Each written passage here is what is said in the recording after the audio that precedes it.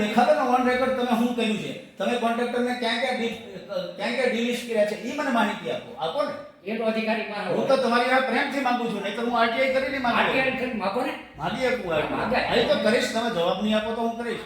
મારે તો એક જ કામ છે, બીજા મહિનામાં 15 તારીખ સુધી કામ મારે શરૂ કરાવવાનું. બીજા મહિનામાં 15 તારીખ સુધી નહીં થાય તો કરશે પણ તો સરકાર કરશે ને. પણ હું એમ કહું છું કે સરકાર તો નથી જ કરવાની, 4 વર્ષ થયા છે, સરકારને કરવું જ છે, પણ બધાની અંદર કઈ કોન્ટ્રાક્ટર સાથેની મિલીભગત હોય છે, કેમ નથી થતું? જો એવું હોય જ નહીં.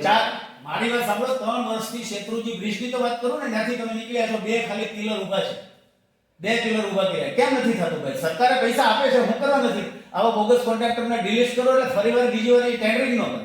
હું તમને એ કહેવા માંગુ છું, હું તમને એમ નથી કહેતો ભાઈ તમારું અંદર કાંઈ ઓલું છે, તમારું ખરેખર તમે કામ કરતા જ હશો, પણ તમે તમારા મત વિસ્તારમાં આવીને દેખાડો ને, ઘરે પૂછો તો ખરા, એટલે અમારે ન કરવું પડે, તમારે હિબરું ન આવવું પડે.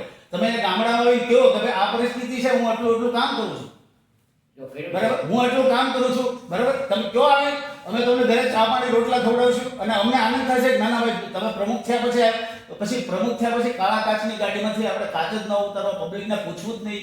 રાણાભાઈ આ વસ્તુ અને તમે સારા માણસ છો, હું તમને આજકાલનો નથી ઓળખતો, તમે છે ને ટુ બી જેન્ટલમેન બહુ સારા માણસ છો, પણ આ લોકો પાસેથી કામ કઢાવવા માટેની આપણી કોઈ તૈયારી તો હોવી જોઈએ ને. હું તમને એ કહું છું કે તાલુકા પંચાયતના પ્રમુખ એટલે આ તાલુકાના ધણી કહેવાય, બરાબર. તમે અત્યારે હું તમારી માં આવ્યો ને, તમારે એનો નાયબ ઇજનેર છે ને, એને બોલાવીને મને વાત કરાવવી જોઈએ કે ભાઈ અમારે પ્રજાને જવાબ દેવો પડે છે. એને વાત કરો કોઈ પણ તમારે ઈ બંધ કરવાનું છે, કામ લેવાનું છે.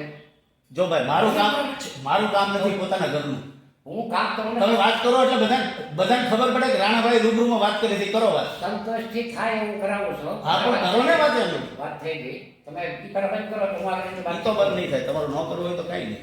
કામ કરવા માટે જો ભાઈ બેઠા, પણ તો હું એમ કહું છું 4 વર્ષથી તમે કામ કરવા માટે તો હાલો, જો મારી વાત સાંભળો, વિધાયક છે એ કોંગ્રેસના હતા, એ બદલી ગયા, ભાજપના આવી ગયા, બરાબર. સાંસદ છે એ કોંગ્રેસના ભાજપના હતા, એ બદલીને પાછા ભાજપના આવી ગયા. તાલુકા પંચાયતના પ્રમુખ બદલી ગયા અને એ ભાજપના આવી ગયા.